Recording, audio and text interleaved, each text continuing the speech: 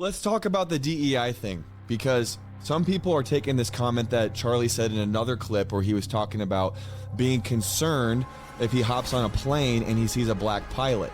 So then people are saying, oh, so Charlie's saying that if it's a black pilot, then automatically because they're black, they must not be qualified. That would be a racist point of view, in which I would say, yeah, that is a racist point of view, if you miss the context of what he's actually talking about. Because he's talking about DEI, diversity, equality, and inclusion programs. What does that mean? It's the same as affirmative action, where basically what you're saying is, hey, if you have two people to choose from, you should hire somebody of a different race in order to meet a specific quota, even if the competency doesn't quite meet the requirement of the job. And you're seeing a lot of this happen all over the country. And so what does that mean? DEI is actually prioritizing your skin color, which is by definition racist, over the competency you have and your character as an individual. So what does this mean? This is what Charlie Kirk was trying to say. If that is happening and pilots who are operating entire airplanes with hundreds of souls on the airplane, and you understand that this company, the airline company, is employing people not necessarily by whether or not they can do the job, but by simply their skin color, that will actually promote racism. Why will that promote racism? Because it'll naturally make people skeptical about whether or not the black person is actually competent enough to fly the plane. What does that do when someone actually is competent enough to fly the plane, who is a person of color? What does that do? That actually is going to increase stigmas against that individual that are racist. So this is the problem with these DEI programs. It seems great. It's got a great intention behind it. But everything that it'll do is it'll actually continue to promote racism, because it is, I'll just go from a biblical perspective. It is not God's design for anybody to be promoted who does not work hard enough to have that job. The Bible talks ad nauseum in the book of Proverbs about what it takes to be promoted and what it takes to be demoted, what it takes to get wealth and what it takes to become poor. It has nothing to do with your race. It has everything to do with your character and your work ethic and your competency. It's God's design. It's God's design. It's just a simple law of the universe. You work hard, things go well for you. You can get promoted. You should be in leadership. But it is actually foolish to put somebody in a place of leadership, especially when someone's life is on the line, if they have not demonstrated a competency to be put in that position. It's not good for them. It's not for the people they're leading. And it's also not good for other people who look like them, because it'll create generalizations and stereotypes that are going to hurt people who actually are competent enough to be in those positions. That makes sense? Go to this next one. How is the government's fault? Is it the government's fault for dads not around? Let's listen. It's fault of why dads aren't around. I mean, we could get into the whole, like, the rhetoric of crack babies and crack drug got dealers. It. So, but isn't it a decision to take drugs? Oh, no, 100%. So, and it's a decision to commit crimes. Yes. Okay, so the government didn't do that to them. People decided to take drugs. That's true. But do you feel like these populations of these communities have, in statistics, been overly populated by police officers? Well, so just, you seem like a really sweet person. So I don't want to try to be too intense. So is that cool? Go ahead. What percentage By the way, what kind of racist would be that sensitive and kind to somebody in the middle of an argument like this? Not trying to belittle her, not trying to shame her, not trying to expose her or pull a gotcha on her, but trying to have a civil discourse with her to help her see a different perspective. To me, this is very humanizing. This is very honoring. I don't want to try to be too intense. So is that cool? Go ahead. What percentage of America is black? 13%, right? What percentage of the murders in America are committed by black people?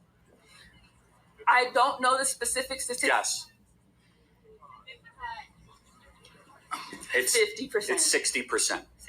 So maybe when you do 60% of the killings and you're 13% of America, more cops should be around your neighborhoods.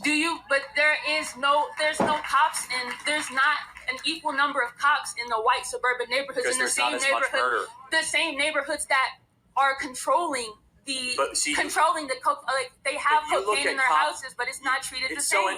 And this is okay, Gigi, because it really is flushing out our different worldviews. You look at cops as if they're there to catch you and get you. We look at cops as they're there to protect and serve and help us. I wish we had more of that clip because I feel like there was such a great conversation there. But regardless, you could have a different worldview, a different perspective. But the idea that the root of what he's saying is racist is actually clearly not true. The root of what his perspective is what is actually going to be most helpful for society at large, and even what's going to be most helpful for the black community. You might disagree with his conclusion, but to me, it's evident, especially when you see how he communicates with people at a micro level, what his actual, how he actually felt about the people that he was interacting with and trying to help reason with. Hey, we're going to get back into the video in a second, but first I want to talk to the entrepreneurs, the business leaders, the church leaders, the ministry leaders, the nonprofit leaders who are on a mission to help as many people as possible, but you're running into this problem. Nobody knows who you are. Nobody knows what you're trying to do. Nobody knows the Goliath you're trying to slay and how you're trying to help these people so that you can fulfill your own personal mission.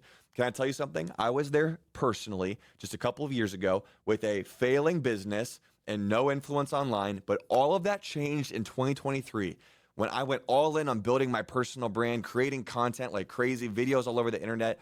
I grew my following on YouTube alone from 1,000 to 1 million subscribers in just 12 months. And can I tell you something? It wasn't just luck. I'm doing it with a second channel right now, and I'm also helping dozens of other entrepreneurs and business leaders build their personal brand for what? So that they can be famous? No, so that they can serve more people.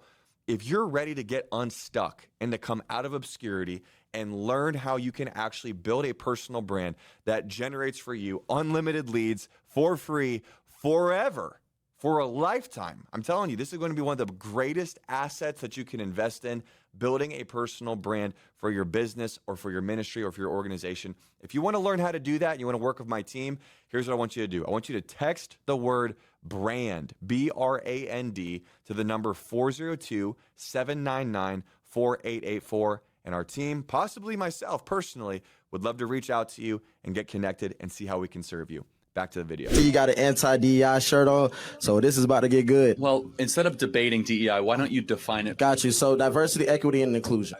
I know what that means. Okay, my fault. I would say DEI stands for didn't earn it. Ooh, didn't earn it. You've been working on it. I honestly believe that the fact that you got to this point where you was already unrepresented on these campuses already shows that you did actually earn to get those fundings, did actually earn to get that exclusivity tailored to you. But let's try to find some common ground. Okay. Do you think people should be hired based on their race or their competency? I don't think that. I think they should be race. Which one? My fault. Sorry. My fault. I think that they should be hired based off their competency, not their race. We totally agree, right? Okay. So what DEI does in practice, not in theory, is it focuses on race more than competence. Okay. That is our concern. Okay. And so what I want, and you seem, very passionate about a lot of things, and you obviously have skills. For your life, I want you always to be judged on the content of your character, not the color of your skin. Where DEI says, no, we're actually going to care more about skin color than competency. And so what we want is an America based on merit, America based on how hard you work, an America based on what you bring to the table, not just what you look like. I miss him already, man. Like when I see how well he was able to talk with people about these things, I'm just like, it's just incredible. Oh, man. These are the types of conversations that we should be having. If we want to be unified, if we say we want to be unified, it's one thing to say you want unity in the country.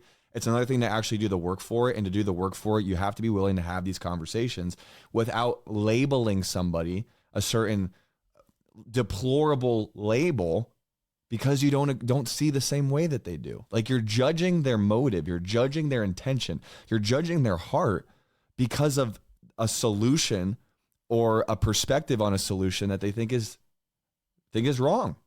So I'm particularly concerned about your brand of Christianity. As a Christian myself, Christian nationalism, I do not agree with at all. I think it's antithetical to the values of the early church. And I think, how do you reconcile especially white Christians in this America, marrying politics and power with their faith in this country? There's a lot there. I've never described myself as a Christian nationalist. So I'm a Christian and a nationalist, so I've never used those two. And then right there, that and nationalist, where in the scriptures does a Christian... Well, thank you. Jeremiah 29:7, demand the welfare of the nation that you are in, because your welfare is tied to your nation's welfare. Let me continue. Daniel fasted and prayed for his nation. Esther and Mordecai cared for their nation. They were counsel of the king. Right. Nehemiah, Jeremiah, Joseph, Jacob. I could keep on going. Moses, Aaron. In fact, Moses was so political that he wrote an entire book of the Torah all about how to set up a government. It's the book of Deuteronomy. So, in fact, the Bible is an explicitly political text amongst many other things. Now, can we interpret those texts in the light of the revelation of Christ? Because you just cited all Old Testament texts, but you've not once cited St. Paul. Okay, yeah. If you want me to also, by the way, just so we are St. Paul about the kingdom of heaven and the governance. Just so we're clear, do you think that the New Testament is greater than the Old Testament? It is. It is greater because the revelation of Christ dictates how we interpret the Old Testament. So you think that all of a sudden, like Genesis 1 is not as great just because of the New Testament? The Old Testament was a type and shadow of the things to come, and now we live in the full revelation of Christ.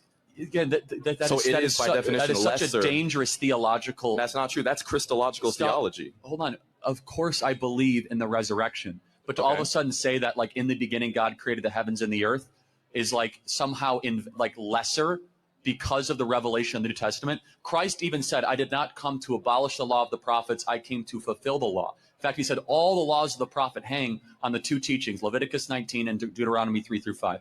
However, to use a New Testament example, as you asked, says in 1 Timothy, pray for your leaders in authority by name that they might make righteous, great decisions. I'm going to continue. Christ our Lord said, on this rock build my what? Church. Wrong. Ecclesia. It's not the word church. Okay, the word English church, translations of Common Bible say church, so my bad. Well, actually, it shouldn't, because the original Greek term says, on this rock build my government structure. Ecclesia was a secular word used in that time, which was all about the advancement of freedom and liberty, which are the two words in Greek, eleutheria, isonomia, which are the two words there. So the point being, Christ called us to be salt and light. We as Christians should change the environment that we come in contact with. That's what salt and light do. So why should we then not care about changing government to be more Christ-like? You know what's lame? Every month, massive corporations are poisoning Americans like you and me with toxic products made in other countries in the U.S., and all while promoting demonic agendas like Planned Parenthood and Pride Month. And the worst part is that you and I have been increasing their power by buying their products every month. Until now. Switch with Kap is a project that helps shoppers like you and me save money by buying clean, high-quality, non-perishable consumer products like shampoos, toothpaste, supplements, etc. every single month from an American manufacturer that is preserving common sense values. It's remarkably affordable, no hassle, and 100% risk-free. And the products are outstanding, if I can say so myself. Book a free call with my team today by visiting switchwithkap.com, link below, to learn how you can join thousands of other families who have made the switch for their families, their country, and their values. And our team would love to pray for you on the call as well. Again, book a call with our team today by visiting switchwithkap.com. This one's so good, though. He talks to this guy, and in the middle of this clip, let's see if I can find the point where he just helps the guy who's kind of struggling to find his words. Right. Black people, when slavery ended, actually, black people were just forced wherever, right? So they had nowhere to go. And then there was laws put in place to put them into prison. And after... Okay. It's okay. No. What's your name? Guys, what's your name? Jackson. It takes a lot of courage to come up here. Yeah, no, Let's just take a deep breath. I'm not here to pick on you. No, I appreciate it. No, it's okay. I know this could be very intimidating getting into a crowd like this, so just take a deep breath. Let me make your argument. I'm going to make your argument for you, and I'm going to tell you why I think it's wrong. Okay? Okay, yeah. Is that fair? Yeah, sure. Okay, so the argument that is being made that you want to make is that there's legacies of injustice. Yes. And that those legacies impact one generation after the other, and when those things get handed down, you have what is a system or a systemic issue that isn't just isolated in 2024. Mm-hmm. So the argument that you're making is that what happened in 1954 does impact 2024 of decade after decade after decade. Let me tell you my response to that. Of course, there is some truth to that. However, every culture... By the way, respectful, helping the kid out because he was super nervous. Asked him if he could state his position for him. The kid said yes. Stated the position. Actually agreed with the position that because of the racial injustices that have happened in this country, that does have some sort of ripple effect in how in people's lives generationally today. He honored all of those things. He agreed with that part. And then he has got a different perspective on it. So listen to this. For every person in this audience can point to issues that families or generations prior had that we're able to overcome. So the question is, why is it that Black America is one of the only populations, that and Native American populations, that have not been able to overcome such evil, horrors, and injustices? Here's my perspective, and I want to hear what you have to say, is that the number one way to keep people out of poverty, lower the crime rate, and have a better society is whether or not you have a mom and a dad around, which we agree that's an ideal. Yeah? Cool. Yeah. And so what happened in 1964 is that 25% of Black youth were raised by a single mom. Today, it's nearly 75%, about 70%. So that means that 1 in 4 Black kids will have a father around. Only 1 in 4. That's the number one issue happening in the country, and it's not because of systemic racism. I'd like to hear what you have to say about that. Okay, so I think... So his perspective, not that his perspective doesn't matter, but for the sake of this video, I just want you to see the engagement that's happening, the types of conversations. This one's really interesting. Oh my gosh, listen to this. This one's crazy. Proven, front page of National Geographic 6 months ago, racism created by society. If you look at DNA independently in a science laboratory, they cannot distinguish between a Black person or a white person if they look at just the DNA, because the only difference is the melanin. It has been disproven. Race is a social construct that I want to break out of. Give me one. So, I mean, my man is going hard. I'm going to try and find another clip here. My man is going hard. I look at all these clips that I have that we could be looking at today. He's going hard explaining that it's not even in your DNA whether you're Black or you're white. That they can't, like, you couldn't tell just by somebody's DNA alone whether they were a Black individual or a white individual. It's just simply on their melanin. If you enjoyed that clip and you want to watch another video like it, you can just click right over here. Or if you want to see my other channel, Directed Life, full-length interviews and really deep conversations, you can click over here.